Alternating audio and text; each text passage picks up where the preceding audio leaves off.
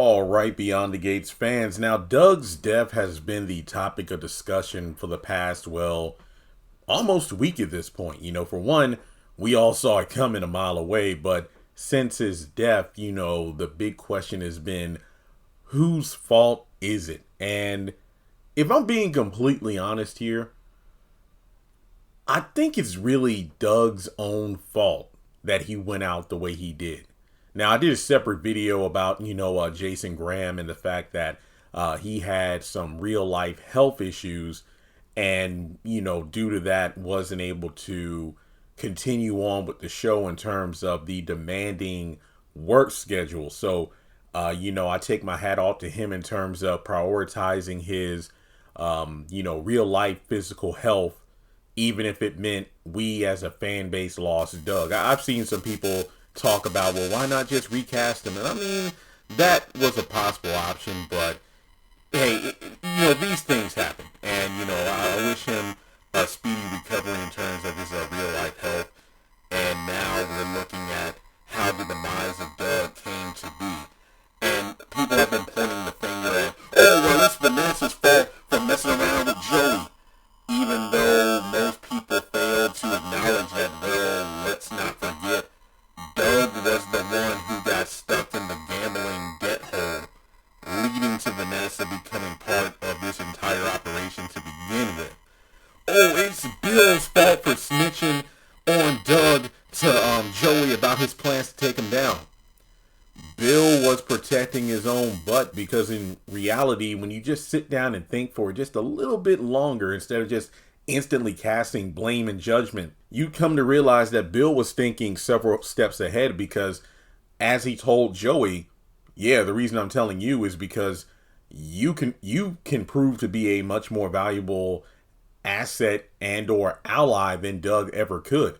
But of course, we as fans also know that if Joey goes down, that possibly means the feds and whoever else will look into dang near every single thing he's done and or covered up, which would include Marcel taking out Kenny or Kenneth, leading breadcrumbs back to Bill, amongst other secrets that, the Duprees have hidden. So this goes much deeper than, oh, he just snitched on Doug to get on Joey's good side. No, it's about protecting himself as well. And let's not forget, Doug being a loose cannon at this point, all of this stemmed from him being mad that he was a cuckold at this point, which was based on his own vices.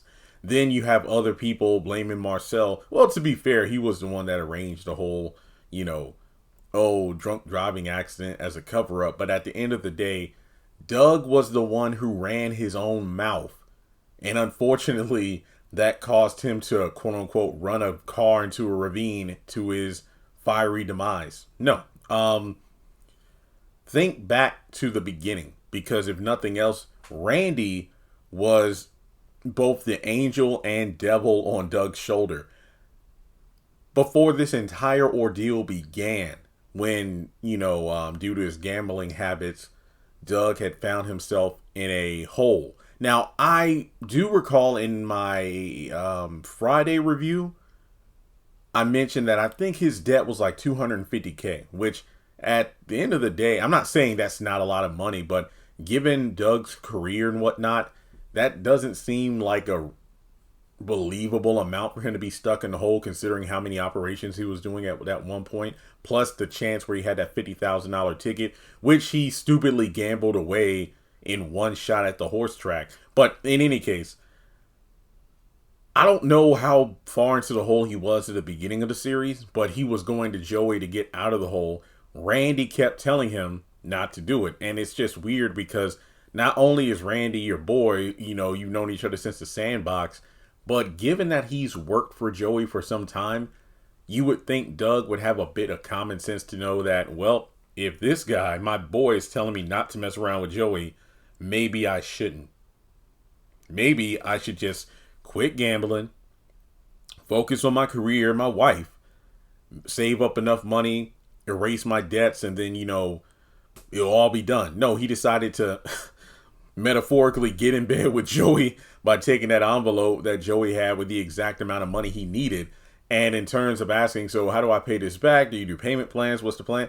No, don't think of it as a payment. Just think of it as a way when I need you, you just, repay the favor, so to speak.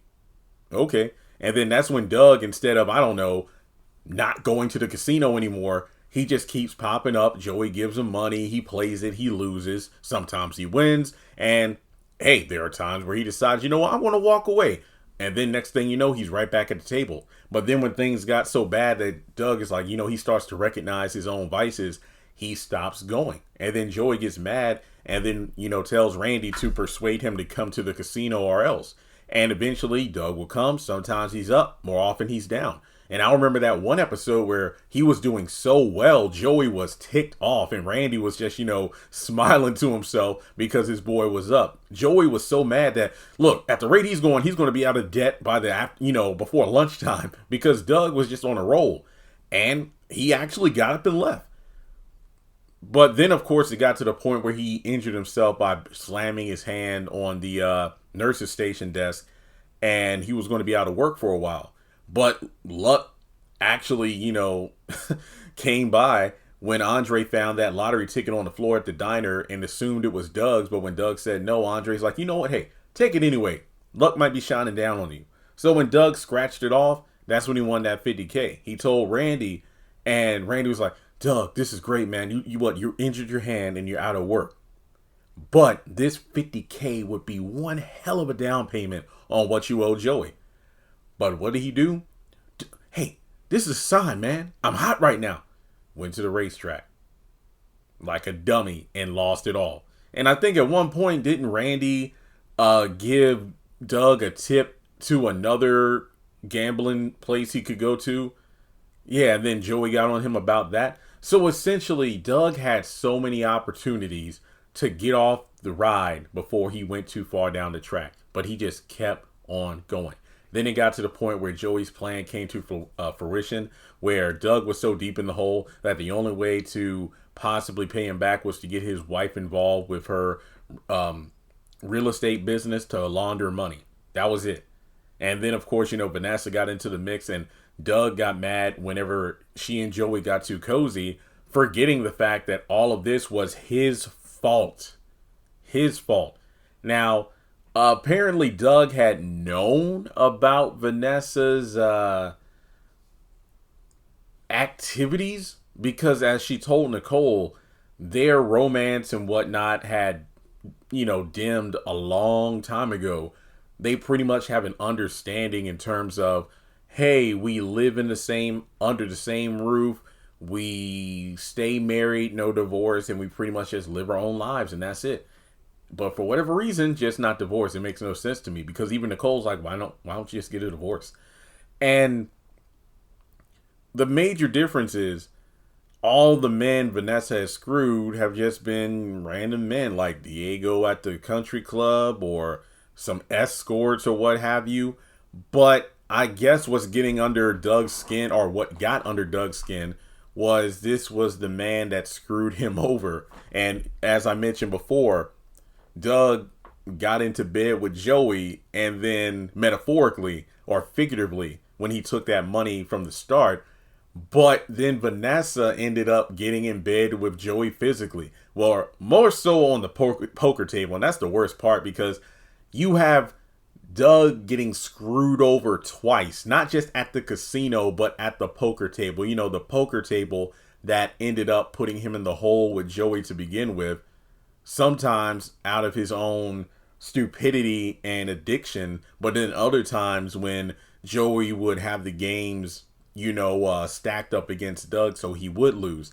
And then the next level was when Joey and his wife would literally get intimate on the same table that Doug sat at, So at that point, he just got reckless, he just quit his job and, said, I want to retire. I'm just going to live off the money we're getting from Joey with everything, because even though my debt's erased because him and my wife are working together, we're getting a percentage. And, he started just flying off at the mouth, and his addiction kind of changed from gambling to drinking. And he was like more and more careless about announcing his plans to bring down Joey.